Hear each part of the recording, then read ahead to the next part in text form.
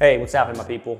Want to make a real quick video talking about fitness, how I kind of do my fitness and how I go about my training. I want to talk about why it works. I want to talk a little bit about the science behind it, and I want to talk about pretty much how I break down my workout so I can attain the fitness level that I have now, and I have, pretty much for the past 10 years. So if you guys don't know, I'm 31 years old. I turned 32 this year, so I'm getting up there in age. For most of my life outside of football, I've maintained this physical fitness, and I'm gonna tell you why. So the way I've trained and what works for me is I break it down to three main training components. The very first thing is functional compound lifts. The next thing is bodyweight exercises, and the last thing is conditioning. So as I mentioned, the functional compound lifts. So these are your squats, your deadlifts, your shoulder presses, your bench press, right? And I do add one component, add a hand clean in there because I do like the movement, and I do think it helps with functionality. So with these four main components you've seen me doing before, the squat is something I consistently do to help build the base. Squatting is the base. If you do it right, it's gonna have major benefits. The next thing I do is a bench press. I got a bench. Now, does this correlate to everyday life as opposed to other workouts? It doesn't, but I make sure I bench. It's just something that I do to help me, I guess, feel strong. But there's a lot of benefits to benching. The next thing is a deadlift. So I've recently weaned off trying to lift heavy on deadlifts and kind of stay right now at 315. But I do my deadlifts, and I think they're essential as well too. So short press is essential to everyday life, but at the same time, it's a functional movement. Just lifting the bar over your head, something you do in your everyday life, but also if you want to maintain your athleticism. I do short press behind the back, and sometimes I alternate depending on how I'm feeling that day. And the last thing is a hang clean. I just think it's essential that you get some type of movement, you get the body moving, gets used to moving, doesn't get unfamiliar with it. So those are pretty much the compound functional lifts that I do, and why they're important. With these, you notice I haven't mentioned any machines.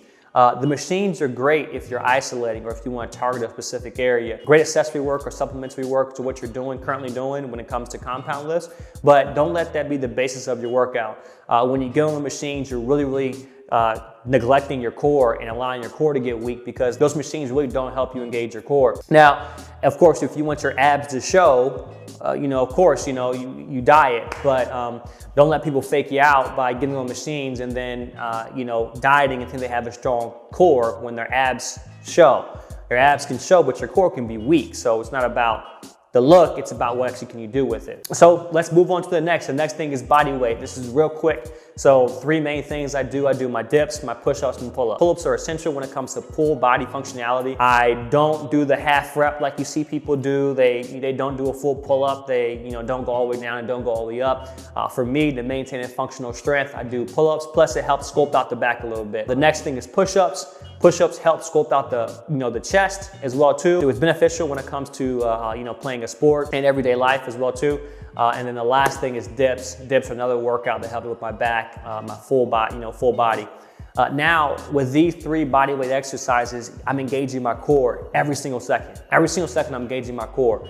So we got your compound functional lifts, you got your bodyweight exercises where you're both engaging your core. So the last component of my training I do is conditioning. And you notice I didn't say cardio. Cardio is a scary word for a lot of people. When we talk conditioning versus cardio, with conditioning, essentially I'm training where my body is most optimal to burn fat.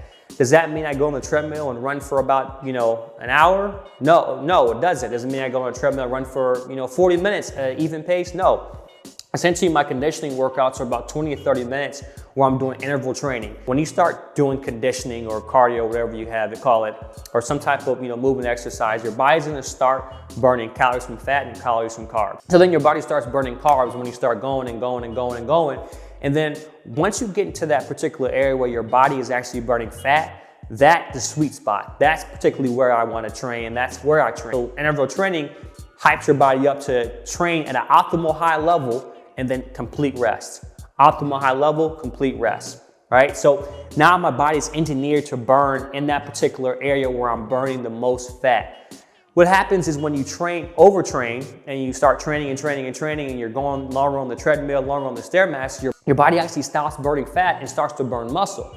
So why do track athletes, kind of the sprinters, why do they have that, that physique? And you say, why can they eat this? Why can they eat that? It's because they are doing interval training and their body is burning fat in the most optimal zone. That's pretty much my components of how I train and how I operate. It's not complex. I don't have any particular set workout routine, but that's how it goes.